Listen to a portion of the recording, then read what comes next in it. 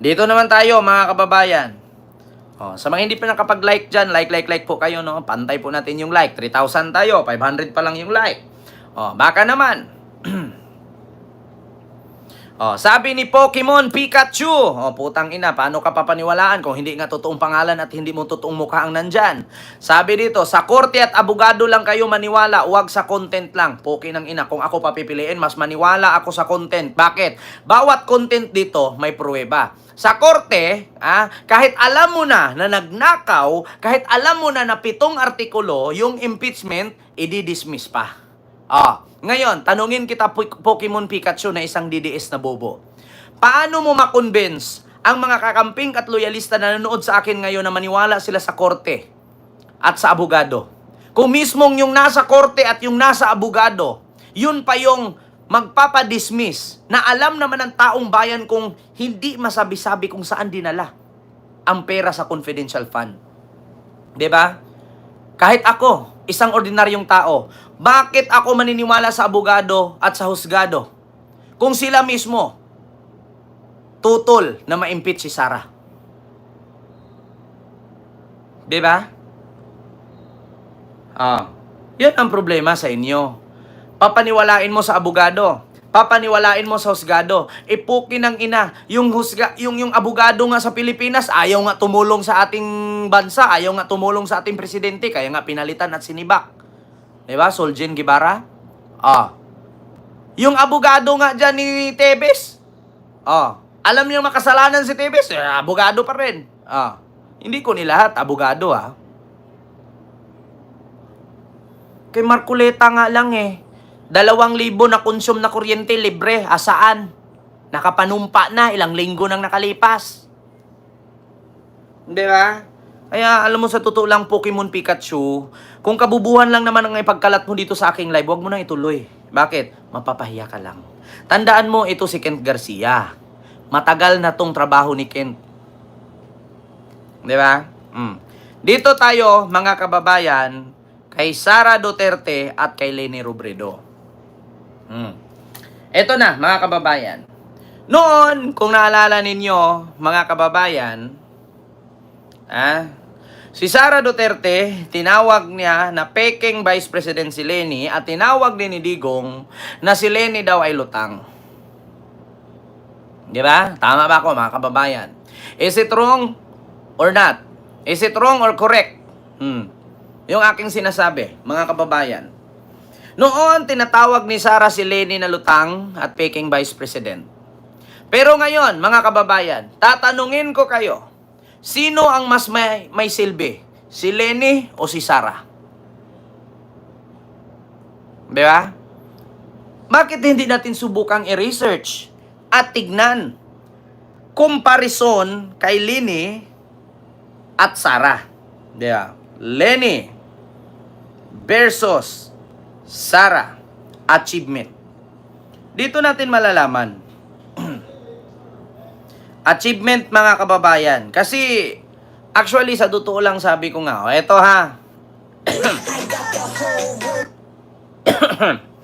unahin natin si Sara. Eto, Leni versus Sara.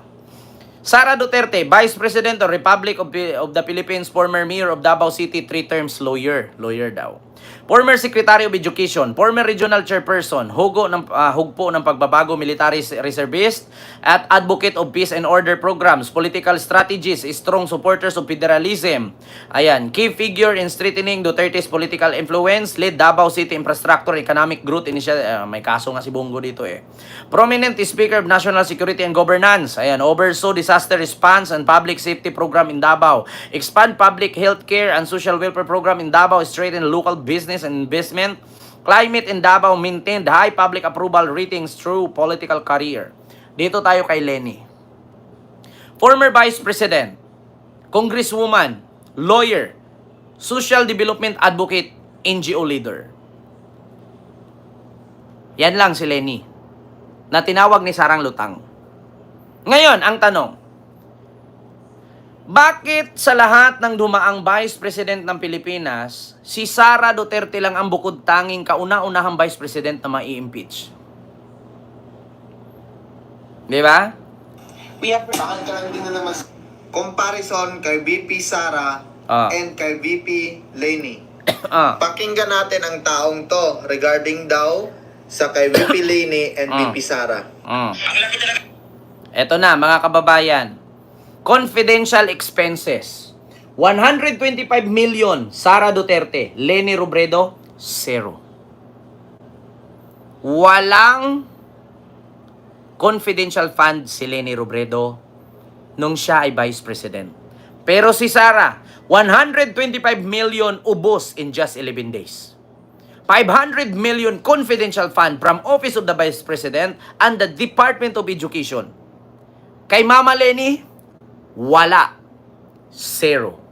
Pagdating sa securities, sa mga bodyguards, si Mama Lenny meron lamang 75 bodyguards. Samantalang si Sara Duterte meron pong 433 bodyguards.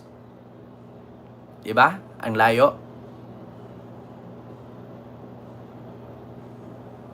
Yun ang matindi. Lenny Robredo, simula nung nag-Vice President, 75 lang ang bodyguard. Sara Duterte, simula nung nag-Vice President, 433 bodyguards. At nung nag-Vice President si Lenny, napakaraming proyekto hanggang ngayon, tuloy-tuloy pa rin. Pero si Sara, simula nung umupo bilang Vice President ng Pilipinas, ang isang programa niya ay ang libro. Ang libro, kapag nabasa ba ng bulag, nagkakaroon ng mata? Hindi, di ba? Ang libro, kapag nabasa ng isang lumpo, nagkakaroon ba ng paa? Hindi rin. Ang libro, pag nabasa ng mga senior citizen, nagkakaroon ba sila ng maintenance? Hindi rin. Pero si Lenny Robredo, ang mas mainam, ang dating pero si Lenny Robredo, mga kababayan, eto, mayor pa lang ng Naga sa Bicol. Di ba? Eto na, People's Tonight, housing project agad. Mayor pa lang ng Bicol yan, housing project agad. Basahin natin. Hindi lang to basta-bastang housing project. Housing Digitalization Initiative, tinalakay ng Naga at Quezon City LGUs. Nakipagpulong si dating Vice President at Naga Mayor-elect Lenny Robredo kay Quezon City Mayor-elect Joy Belmonte upang talakayin ang mga best practices ng Local Government Unit or LGU sa pabahay at digital governance. Mainit na tinanggap ng Mayor-elect Robredo sa Quezon City Hall, kung saan ibinahagi ni na Mayor-elect Joy at City Administrator Mike Alimurong ang mga pangunahing inisyatibo ng lungsod tulad ng fully online process ng business transaction sa lungsod. Sa totoo lang mga kababayan, sa Quezon City po, napakabilis po. Pag kumuha ka ng health permit, kumuha ka ng basta lahat ng mga working permit, mga mayor's permit, 3 hours, andyan na agad. Ito po yung tinuturo at tinatalakay ni Mayor Joy Belmonte kay Lenny Robredo, ang fully online process ng business transaction sa lungsod. Pagtatayo ng District Action Office, QC Citizen ID Development System para sa Public Library at Health Department, at sa QC Birth Registration Online. Ibinahagi din ni Mayor-elect Joy ang interes ng bumuo ng Sister City Partnership sa pamagitan ng Quezon City at Naga City upang higit pang mapalalim ang ugnayan at kooperasyon ng dalawang lungsod. 'Di ba? Kita nyo, mga kababayan, Naga City, wag niyong ismulin. Gagayahin kung ano ang ginawa ng Quezon City. Di ba? Ito dapat nasa mababa ka pa lang. Nasa mababang level ka pa lang ng pagiging politician. Mayor ka pa lang. Dapat ang pananaw mo sa iyong lalawigan at sa iyong mga constituent, dapat advance. Di ba? Kung kayang gawin sa Quezon City, dapat kayang gawin sa Naga, sa Bicol. Dapat ganun, Sara. Hindi yung puro ka lang kuda.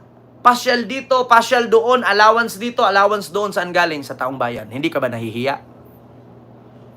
Di ba? Tapos ito yung sasabihin ninyong Lenny Robredong lutang, walang alam, at sabi pa ng tatay mo, mag-resign na lang.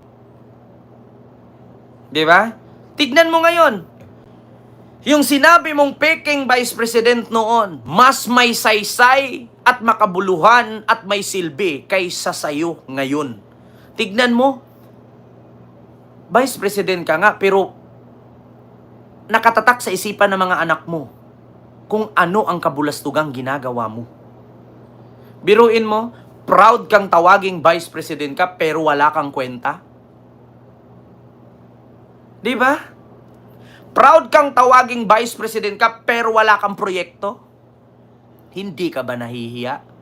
Kung ako, sa part ni Sara, mag-resign ako. Bakit? Tumatanggap ka ng sahod mula sa tax ng taong bayan, tapos minsan nanakawin mo pa. Tapos wala kang kwenta.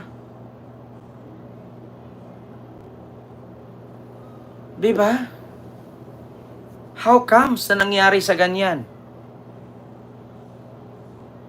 Yung tinawag ninyong lutang, yung siniraan mong mga politician sa kada sorte kung saang lugar ka pumupunta, yun pa yung may mga nagawa kaysa sayo. Hindi mo naisip, pumunta ka ng Maynila, binakbakan mo yung mga kongresista doon na mas may nagawa sila kaysa sa yung nag-iikot ka kung saan-saang bansa. Yung kongresistang pinunta mo sa Batangas na siniraan mo, mas may nagawa pa kaysa sayo, hindi ka ba nahiya? Tapos yung Vice President noon na 75 lang ang bodyguards at samantalang sa'yo 433, saan ka kumukuha ng kapal ng mukha? Kumukuha ka ng 433 bodyguards, bakit ka nga igagard kung wala ka namang saysay? Samantalang noon, si Leni Robredo, 75 lang ang bodyguard, na ang threat ng buhay niya ay hindi niya alam baka bukas ipatumba siya ni Digong. Di ba? Hindi ba kayo nahiya kung balikan natin yung mga sinasabi ninyo noon? Di ba? Sasabihin ninyong lutang, sasabihin ninyong walang alam. Tapos ngayon, yung sinasabi ninyong lutang, yun pa yung mas may silbi at may nagawa, nakabuluhan kaysa sa inyo ngayon. Tignan ninyo mga ginagawa ninyo. Kapag may bagong na-promote, sisirain ninyo. Kapag may bagong na itinalaga, pagtatawanan ninyo. Samantalang kayo, wala namang kayong nagawa.